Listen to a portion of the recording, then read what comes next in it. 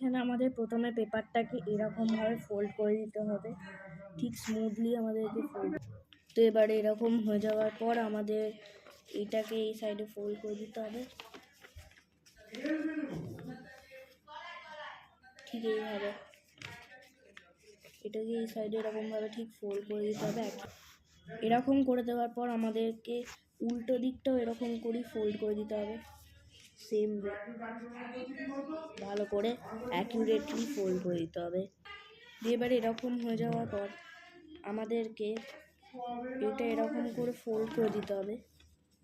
দিয়ে এই যে এইটা প্রথমে আমাদেরকে এরকম করে এই যে এই দিকটা এখানে এরকম করে ফোল্ড করে দিতে হবে।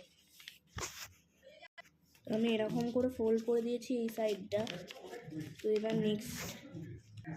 এবার এটাকে এরকম করে ফোল্ড করে দেওয়ার পর আমাদেরকে আরেকবার একটা এরকম করে ফোল্ড করে দিতে হবে। দিয়ে এইটা এরকম করে পিছন দিকে ঘুরিয়ে নিতে হবে।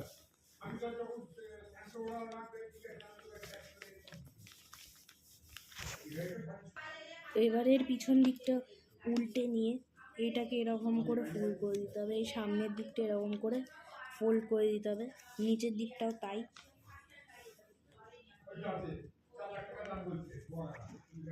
এরকম করে ফোল্ড করে দিতে হবে, নিচের দিকটাও সেম টু সেম এরকম করে করতে হবে ভালো করে।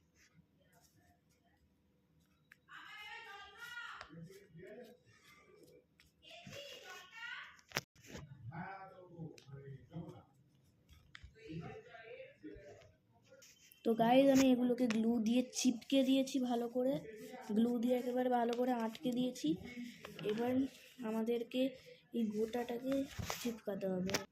তো এবার এইটা যখন চিপকে দেওয়া হয়েছে তখন এরপরে এবার এরকম করে ফোল্ড করে দিলেই দেখা যাচ্ছে যে আমাদের এটা পুরোপুরি রেডি হয়ে যাবে। কিন্তু আগে আমাদেরকে যা করতে হবে সেটা হলো এটাকে গ্লু দিয়ে চিপকে দেওয়া। তো এই যে আমি এটাকে চিপকে দিয়েছি, ভালো করে আঠা দিয়ে আটকে দিয়েছি। তো যখন হয়ে যাওয়ার পর এইটা আমাদের ওয়ালেট পুরোপুরি তৈরি হয়ে গেছে। এবার শুধু এটাকে ফোল্ড করে দিতে হবে একটা, এরকম করে একটা ফোল্ড করে দিলেই হয়ে যায় আমাদের মানি ব্যাগ পুরোপুরি রেডি। এবার তোমরা যে ডিজাইনটা চাও বানাতে তোমরা সেই ডিজাইনটাই বানাতে পারো, বাট আমি কি ডিজাইন বানাচ্ছি সেটা আর তোমাদেরকে আর দেখাবো না। তো আপাতত ভিডিওটা যদি ভাল লেগে থাকে তাহলে অবশ্যই এই ভিডিওতে কমেন্ট করো আর এই ভিডিওতে লাইক করো। তো আপাতত ভিডিওটা এখানেই শেষ করছি। সাকসেসফুলি আমাদের ওয়ালেটটা হয়ে গেছে। তো এবারে টাটা, বাই বাই।